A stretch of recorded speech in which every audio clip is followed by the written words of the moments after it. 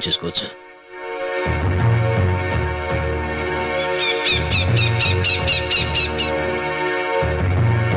ఏమిటి నువ్వు చేస్తున్న పని? నన్ను క్షమించమని అడగటానికి వచ్చాను. మీ ముందు నుంచిన యోగ్యత కూడా నాకు లేదు, కానీ వినకూడదు ఒకటి విన్నాను. మీరు బాధపడుతున్నారని నాకు తెలుసు, అందుకే ఇక్కడికి వచ్చాను. మిమ్మల్ని చూసినందుకు సంతోషం. రా లోపలికి రా.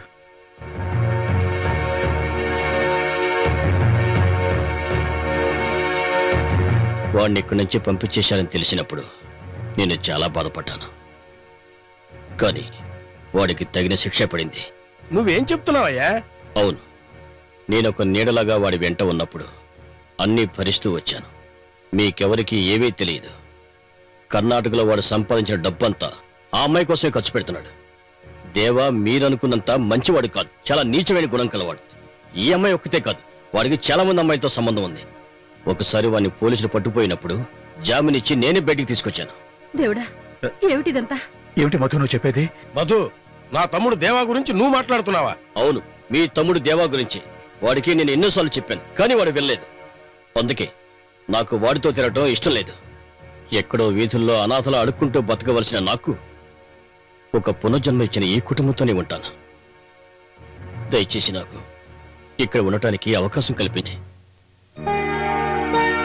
మేము ఇబ్బందుల్లో పడి బాధపడుతున్నప్పుడు మాకు తోడుగా ఉండి సహాయం చేయటానికి సరైన సమయంలో నువ్వు వచ్చావు.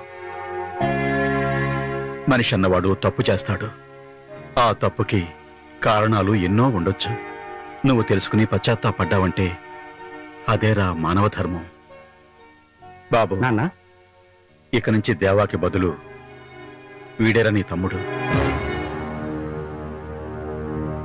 చాలా సంతోషం. ఈ జన్మకి నాకు ఇది చాలు.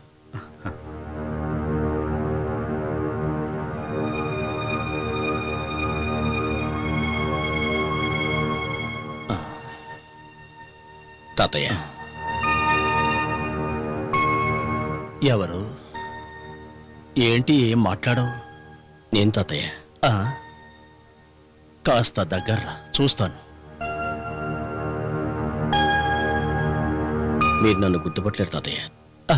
నువ్వెవరో చెప్పు నాయనా. నేను మధుని, సుమిత్ర కొడుకుని. ఇక్కడ పక్కన కూర్చో. నేను నిన్ను బాగా చూడాలి.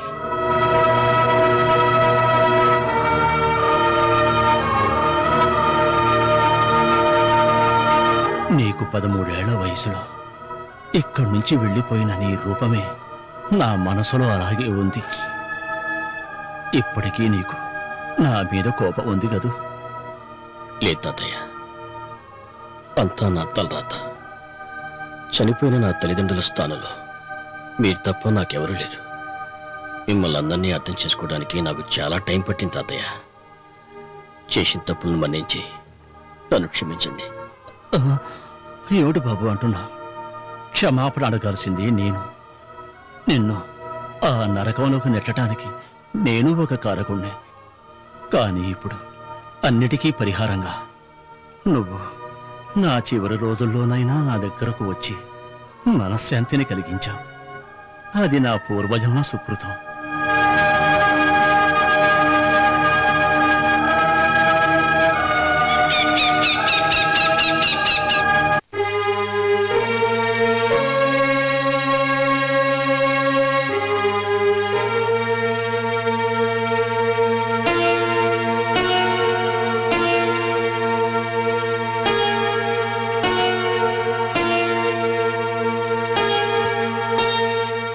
మావయ్య, నిన్ను ఇంట్లో నుంచి గెంటేసిన విషయం తెలిసి నేను దేవకి ఎంతో బాధపడుతూ నీకోసం ఎదురు చూస్తున్నావు. జరిగిందేదైనా నువ్వు తప్పు చేయవని మాకు బాగా తెలుసు. నీ కష్టాలన్నీ తీరిపోయే రోజు తప్పకొస్తుంది. ఆ భగవంతుడు నీకు ఎల్లప్పుడూ తోడుగా ఉంటాడు. నువ్వెక్కడికి వెళ్ళొద్దు. ఈ ఇల్లు మాత్రం నీది కదా. నీకోసం ఎక్కడెక్కడ వెతికానో తెలుసా? ఏంటో నీ విన్నదంతా. ఎరా నువ్వురా. ఎవరిదేవా కాకినాడ అమ్మాయి? నీకు అమ్మాయికి సంబంధం ఏంటి? అది నీకు అనవసరం. తెలియాలి, తప్పకుండా తెలియాలి. నువ్వంటే నాకు ప్రాణం. నిన్ను ఇంట్లోంచి బయటికి పంపించేశారన్న విషయం విని 18 సంవత్సరాలుగా ఆ గుమ్మం తొక్కని నేను నీకోసం వెళ్ళాను. కేవలం నీకోసం వెళ్ళాను. అక్కడికి వెళ్ళి మీ నాన్న కాళ్ళు పట్టుకున్నాను. కానీ ఆయన ఏం చెప్పాడో తెలుసా?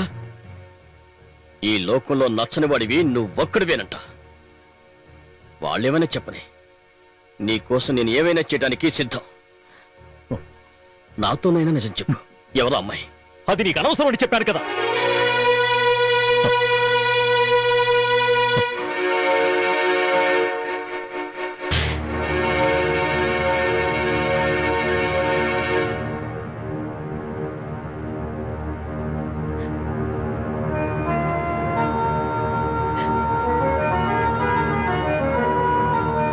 సేమ్ ఇంజెక్షన్ కంటిన్యూ చేయండి. ఇంకో గ్లూకోజ్ పెట్టండి. Okay sir. వీరయ్య, నువ్వు నాతో రా. శ్రీజ, అన్నయ్య, అమ్మకి తెలివి వచ్చినప్పుడు 2-3 సార్లు నిన్ను అడిగింది. ఇప్పుడే మత్తు ఇంజెక్షన్ ఇచ్చారు. అయినా నువ్వు ఒక్కసారి పిలిస్తే అమ్మ మాట్లాడొచ్చు.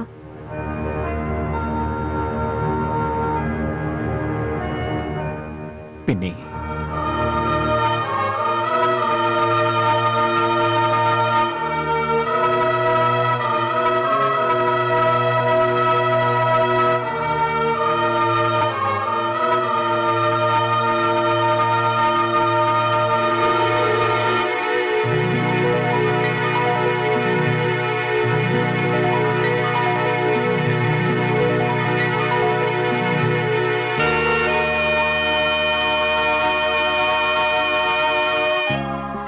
దేవా,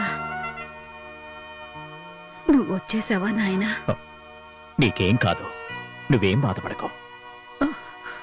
నాన్నగారు బావున్నా? మా గురించి నువ్వు ఆయన్ని బాధ పెట్టద్దు. మీ నాన్నగారి పరువు ప్రతిష్టలు పోకుండా, శ్రీజ ఆయన కూతురని ఎవరికీ తెలియకుండా ఇన్నాళ్ళు కాపాడుకుంటూ వచ్చాను. ఇక నా వల్ల కాదు నాయన. శ్రీజకి నువ్వు తప్ప ఇంకెవరూ లేరు. దాన్ని శ్రీజకి నేనున్నాను. సంతోషం నాయనా. శ్రీజ ఎవరని మీ నాన్నగారితో ఎప్పుడూ చెప్పనని నాకిచ్చిన మాటని నువ్వు నిలబెట్టుకోవాలి.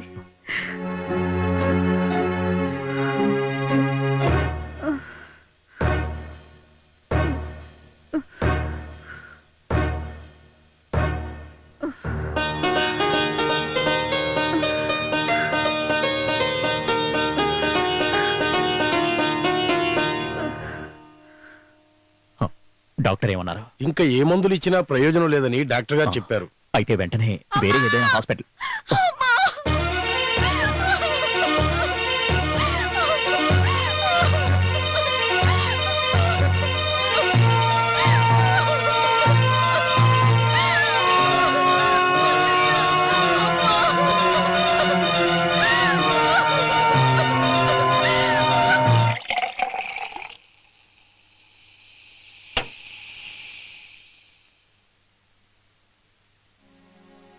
అదిరిపోద్దిరా ఫుల్లుగా కొట్టి తందనాన్న స్టెప్పేస్తే.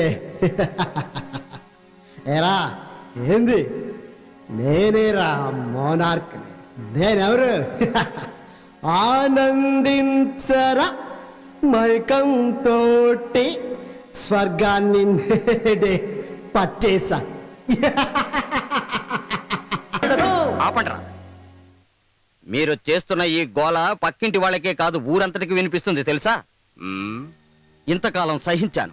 ఇవన్నీ ఇక్కడ కుదరవని ఎన్నోసార్లు చెప్పాను. నువ్వు వినిపించుకోవడం లేదు. ఈ రాత్రి నిన్ను బయటకు పంపించి వాళ్ల ముందు నీ పరువు తీదలుచుకోలేదు. ఇంకోసారి ఇలా ప్రవర్తించావో ఇంకోసారి చేస్తే ఏం చేస్తావు? ఏం చేస్తావని అడుగుతున్నాను. నడవరా బయటికి. వదలరా, నువ్వు తాగిన ముందే నీ చేతిలో చేయిస్తుందిరా. ముందు మా నాన్న శివరాం ఆత్మ ఇదంతా చేస్తుంది. ఆయన ఆత్మ శాంతించాలంటే ఈ కర్మ నేను చేయాల్సిందే.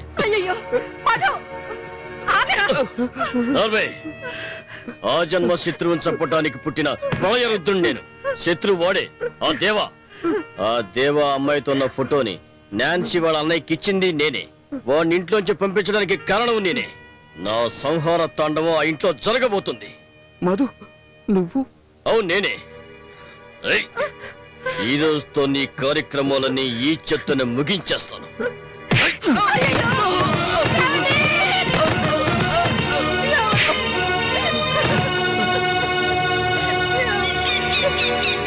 ఈ రోజు నుండి ఈ ఇంటికి నేనే పెద్ద.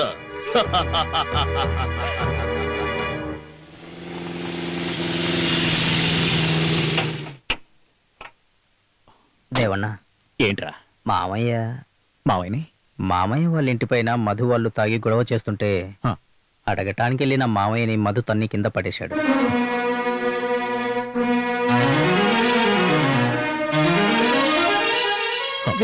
వచ్చావా మావయ్య? మీరేం బాధపడకండి. నేను బాధపడ్డం లేదయ్యా. నా పరిస్థితి చూసావుగా, నా మనసు పడే ఆవేదన. నువ్వు వాడిని చూసావా? లేదు, వాడు నా కళ్ళకి కనపడకూడదని కోరుకుంటున్నాను. వాడిప్పుడు ఊహించని విధంగా ఎంతో మారిపోయాడు దేవా.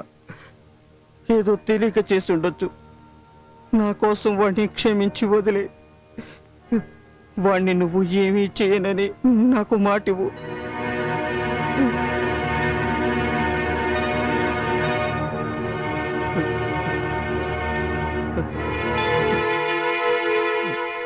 దేవా, ఒకసారి నాతో రా.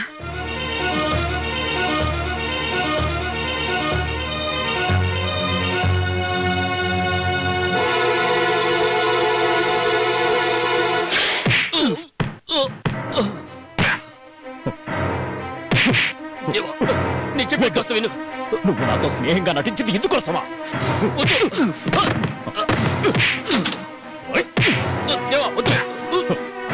వాడే ఆటలకి ఈరోజు ముగిపిస్తాను.